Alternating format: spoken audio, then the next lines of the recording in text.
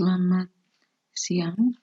Kali ini saya ingin melanjutkan pembahasan tugas Teknik Reaksi Kimia 1 nomor 2 dan 3. Oke, kemarin nomor 1 sudah kita bahas bersama bagaimana mencari laju reaksi reaktan NO dan BR2. Oke, selanjutnya sekarang kita bahas soal nomor 2. Di sini diketahui bahwasanya ada reaksi ya, yang itu menggunakan reaktor fluidis bed ya, dengan ukuran katalis padatnya 2 meter kuadrat per kilogram katalis. Reaksi ini merupakan reaksi polimerisasi dari LLDPE. LLDPE ini adalah linear low density polyethylene. Reaksinya adalah sebagai berikut.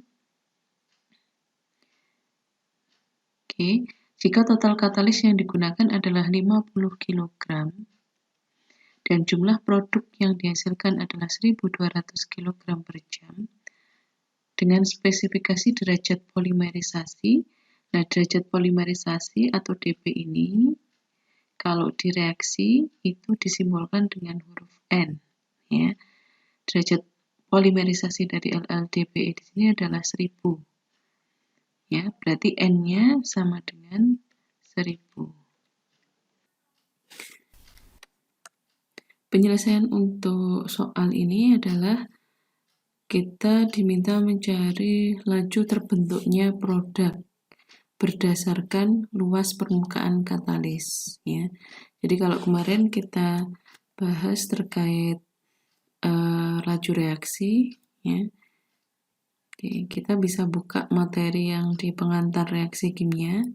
Ya, ini ada macam-macam persamaan ya yang dipakai, yang bisa kita pakai untuk menggambarkan laju reaksi di sistem heterogen ya, baik itu sistem heterogen padatan fluida. Kalau yang pertama ini sudah kita bahas di nomor 1 ya. Jadi laju reaksi di sini itu adalah mol yang terbentuk dibagi massa padatan katalis ya, kemarin dibagi waktu. Nah, untuk yang nomor 2 ini ya, kalau kita lihat pertanyaannya di sini adalah laju terbentuknya produk berdasar luas permukaan katalis.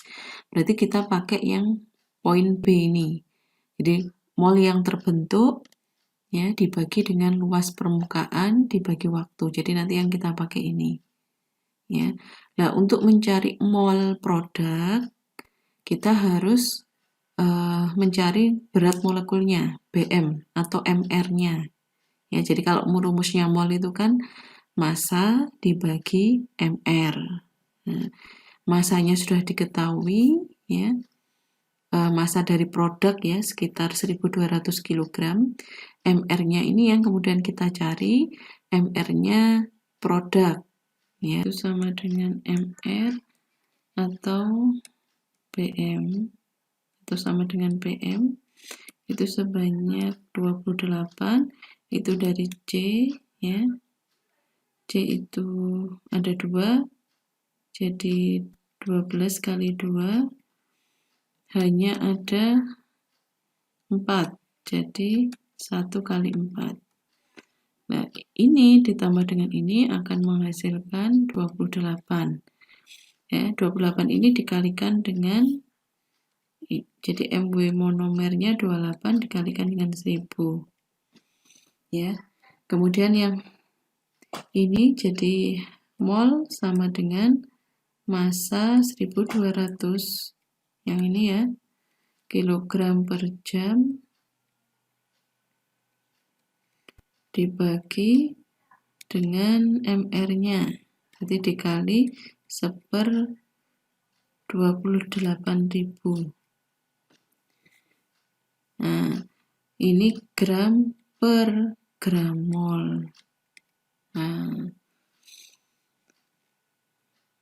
sehingga nanti kalau kita bagi 1200 dibagi 28.000 kita dapatkan 0,042 ya.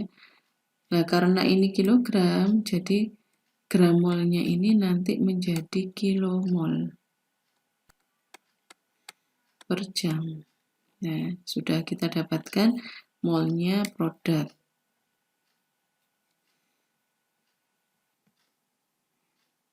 Kemudian untuk luas permukaan disimbolkan dengan S ya di sini.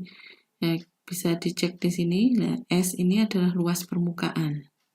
Sehingga bisa kita buat persamaan laju reaksi produknya, laju terbentuknya produk di sini, yaitu RLLDP, tandanya positif ya.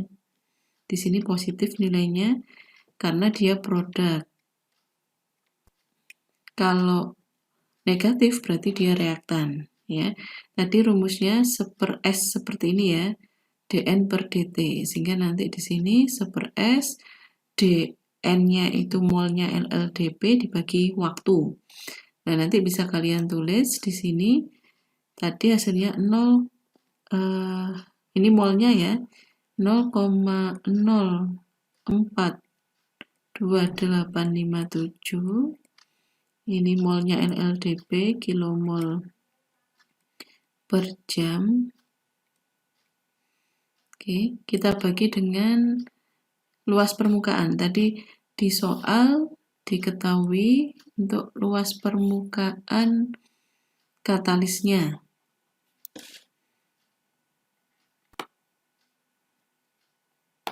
Oke, di sini ada ukuran katalis ya. Jadi cara mencari luas permukaan katalis itu ukuran katalis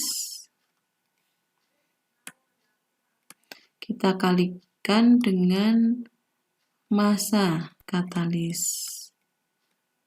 ya. Kenapa rumusnya harus seperti ini? Coba kalian cek dari satuannya ya. Untuk ukuran katalis itu kan 2 meter persegi per kilogram katalis.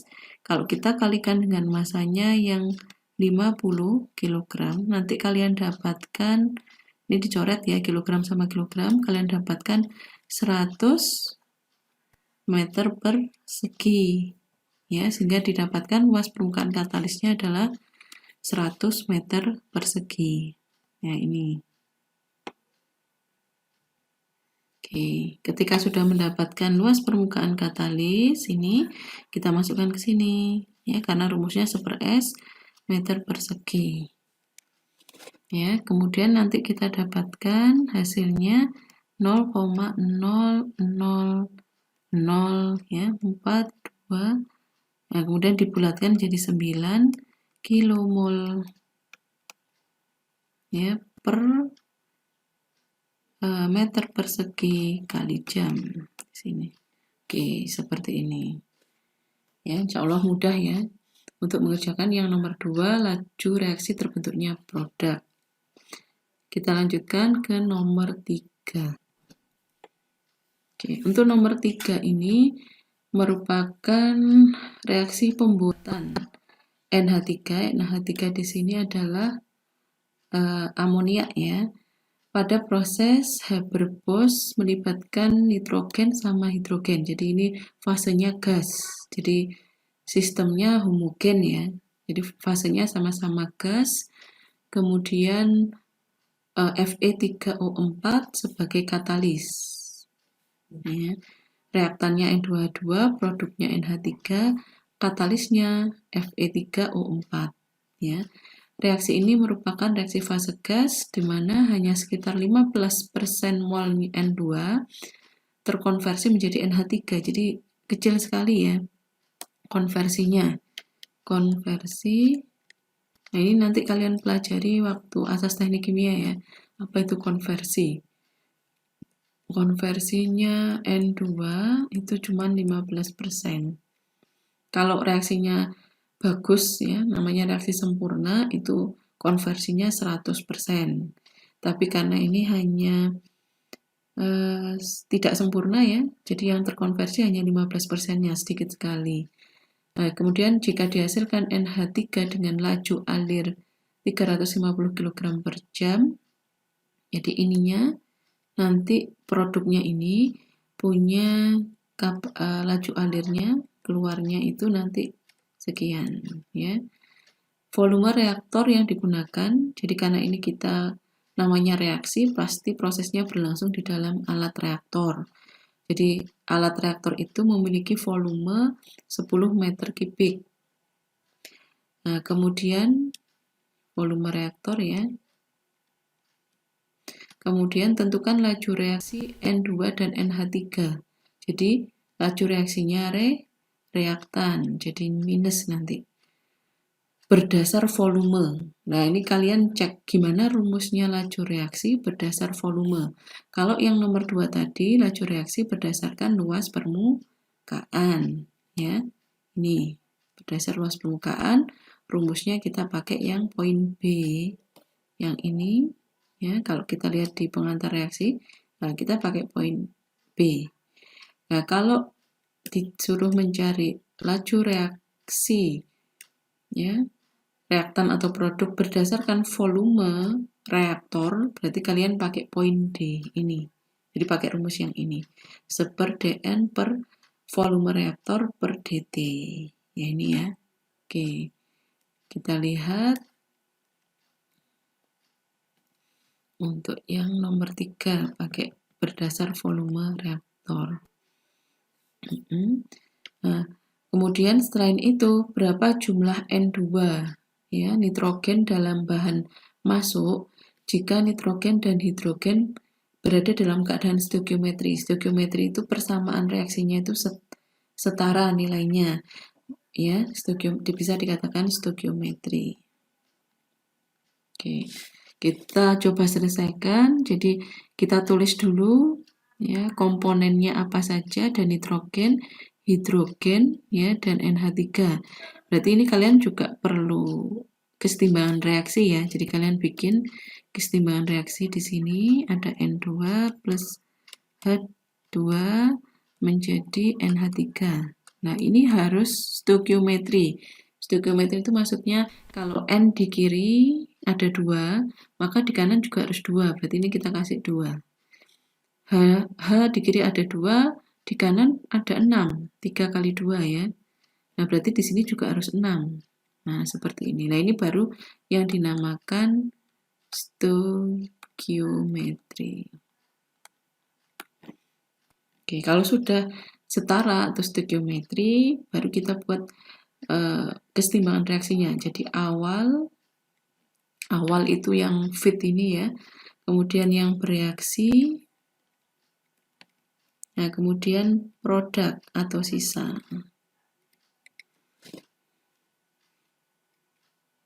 Ya, ini kalian bisa kurang, ini tambah. Oke. Untuk awal dari N2 ya, N2 di soal, oke, di soal tidak diketahui ya, nitrogen masuknya berapa, hidrogen masuknya berapa, tidak diketahui.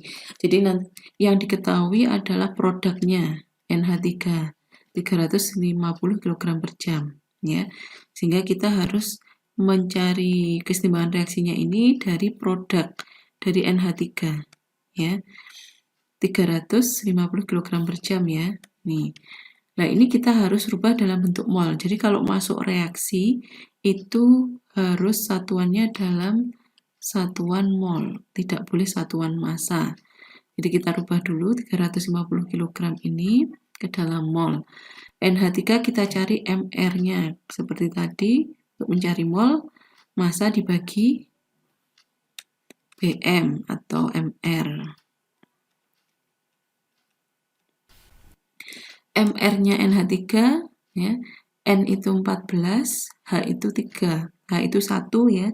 Dikali 3 berarti 14 ditambah 3 ada 17. Jadi nanti 350 dibagi 17. Hasilnya 20 yang ini ya. Yang ini di produknya 20,588 ya. Ini berarti yang bereaksi juga 20 ya. 588. Oke, awalnya nggak ada kalau untuk produk ya. Jadi nanti patokannya ini, jadi kita bisa menghitung reaksi yang di reaktannya. Kita lihat koefisiennya. Karena H2 ini 3, yang di sini 2, berarti nanti perhitungan reaksi untuk NH3 ya. Mol yang bereaksi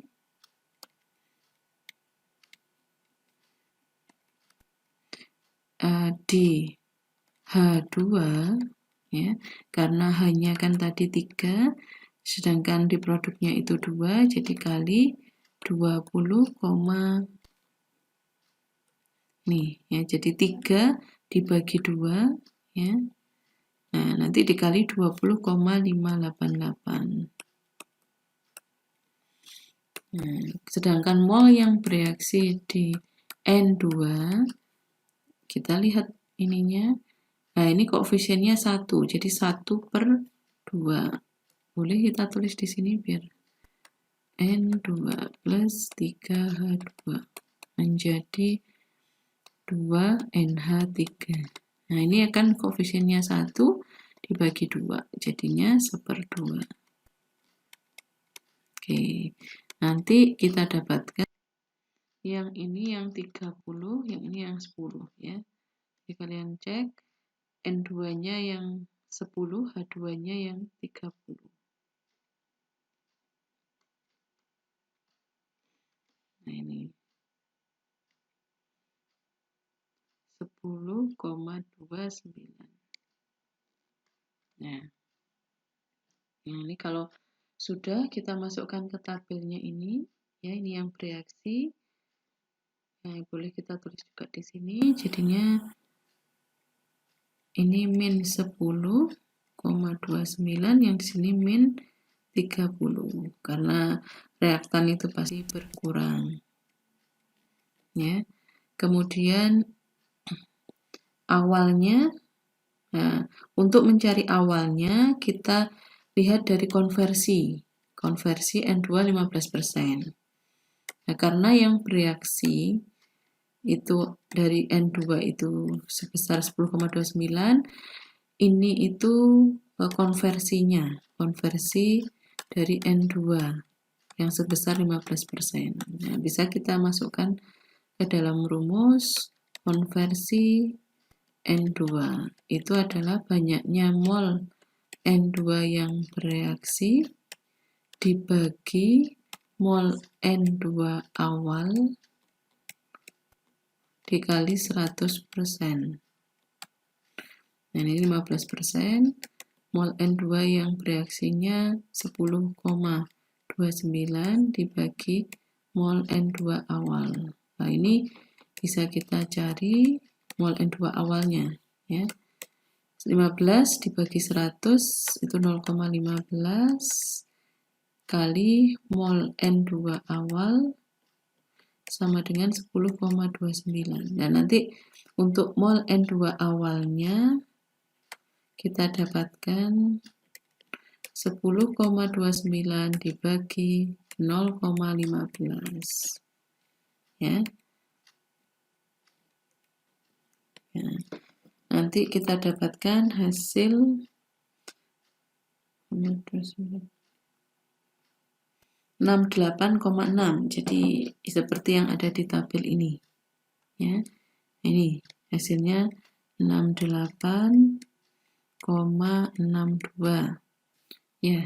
Untuk H2 ya, untuk mencari H2 awal bisa kita hitung dari koefisiennya dari 3, ini 1 ya. Ya, ini tadi ketemunya 68,62. Berarti untuk yang awal ini 3/1 kalikan 68,62. Kita nanti dapatkan 205 ya untuk H2 awal. Nah, akhirnya di sini kita sudah terisi semua ya untuk fit masuknya N2, H2, NH3-nya 0. Konstanta stoikiometri adalah koefisien di depan senyawanya itu N21 ya, karena reaktan jamin 1, kemudian H2 3 jadinya min 3, untuk produknya 2 plus ya. Kemudian untuk yang bereaksi N2-nya minus karena dia reaktan ya 10,29, yang ini min 30, produknya 20. Untuk produk sendiri tinggal dikurangi 68 dikurangi 10 jadinya 58,33. Untuk yang H2 juga sama, 205 dikurangi 30, nanti ketemunya 175. Oke, untuk yang NH3 sama ya. Nah, dari sini kita sudah dapatkan mol ya. Mol yang bereaksi dari N2. Oke. Dan juga mol dari NH3. Ya. Nah, kita bisa bikin persamaan laju reaksinya. Karena ini berdasarkan volume reaktor, berarti kita pakai rumus yang seper V ya, mol per volume reaktor. Ini molnya N2 yang bereaksi tadi adalah sebesar 10 ya, 10,29. Oke, jadi nanti min R N2 itu sama dengan mol N2 ya, mol N2-nya yang bereaksi ya, mol N2 yang bereaksi karena laju reaksi reaktan. Kalau laju reaksi produk berarti yang terbentuk ya, karena ini reaktan jadi yang bereaksi dibagi dengan volume reaktor. Nah, mol N2 yang bereaksi tadi 10,29. Kemudian volume reaktornya 10 meter kubik. Nah, ini satuannya mol N2 adalah kilomol per jam.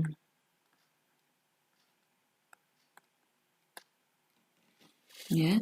Nah, sehingga nanti kita dapatkan hasilnya minus 1,029 karena dibagi 10 ya, kilomol per meter kubik jam. Nah, ini hasilnya. Oke, untuk yang NH3 ya, NH3 dia produk, jadi ini keliru ya, ini harusnya plus. Oke. Nah, makanya di sini plus, nanti nilainya bukan negatif. Ini molnya NH3. Nah, molnya NH3 tadi kita dapatkan 20 ya. 20,58 mol yang terbentuk ya.